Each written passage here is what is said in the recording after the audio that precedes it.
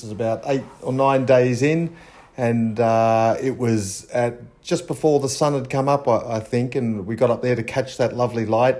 The boat was surfing along, slowing down to like 18 and getting up to 28 knots on the surfs here, and it was just beautiful sailing.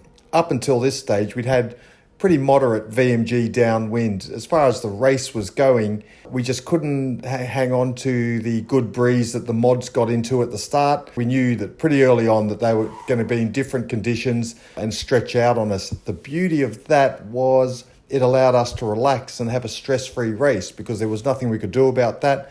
And we just enjoyed the conditions. And I've never had an Atlantic crossing in over 20 crossings as nice, as pleasant as this one was. To race boats and not have stress is a very unusual thing, and to race them in such beautiful, consistent, smooth downwind conditions was amazing.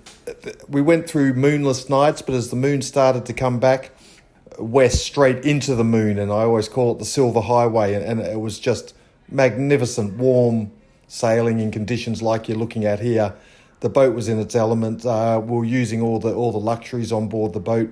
I kept reminding everyone, we've paid our tax on this boat. We've done some hard races last year with your fast nets and round Gotlands and stuff, and it's don't feel guilty about having a nice, easy time on a crossing. I was saying to everyone on board, I said, if sailing was like this all the time, everyone would be doing it. And the clue is that everyone's not doing it because it's not like this all the time. But it's really something to be appreciated when it all comes together like it did on this trip. We didn't have one squall the whole way. We should put a reef in and out occasionally, but that was about it. We've got up on the displays up there, we've got all the numbers. So you've got a 10-minute average of your performance relative to 100% what the boat can do. So we try and get the drivers to always be focusing on those numbers. And what you're looking at here when you're driving is you're looking at the whole energy puzzle. You're trying to capture as much as you can out of the waves. And every time you surf down a wave, your percentage number goes up. Every time you're left high and hunting, your number's going down. And everyone's watching the different drivers, and we're making little comments. And if I can, I'll be coaching Adrian and stuff about what I'm looking at when I'm driving the boat. And this is an ongoing discussion that goes the whole time. So we try and not distract the drivers that much and keep everyone focused. Allegra surfs beautifully. It's got this really unusual style where it can catch a wave. On most other boats, you'd think, that's it, I'm going to slide off the back here. The nose has gone up and you've lost it. And she just seems to gather her momentum from there and claw her way over the top. And yeah, it's a beautiful boat to surf. So it's a very mentally engaging, pleasurable experience to be VMGing in these conditions.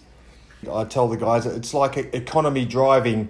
If you drive your car and you're trying to be as economical as possible, there comes a time on the hill or away from the lights when you've got to put the throttle down and accelerate, and it goes into the red and you're burning fuel. But every time you can lift that throttle and coast up to the next light without stopping, the analogy on a boat is that's when you're surfing down a wave. That's when, I tell the guys, you're putting money in the bank now. Or another analogy is that you're, with that energy, there's always a hole in the bucket. You're always losing energy, and you're trying to fill that bucket up faster than the hole drains it out. And every time you are sailing high, like at 130 degrees, hunting for a wave, that you're losing energy. And that's like having your throttle down. You are building speed, and you have to turn that speed into that big coast and surf down a wave. Some people just sail hot all the time, and with that number that we have up there, that VMG percentage number, you see that number just drop. And the beauty of that number, it's not a subjective thing that someone feels like they're going fast. They can see that they're just hemorrhaging performance, because VMG is all about going downwind fast and capturing those waves. And that's the skill. And sometimes I'm on there and I know that if I didn't have that number up there, they'd say he's not sailing very fast. But you look at the number and you go, it's 102%. And it changes their style because they're going, the numbers don't lie.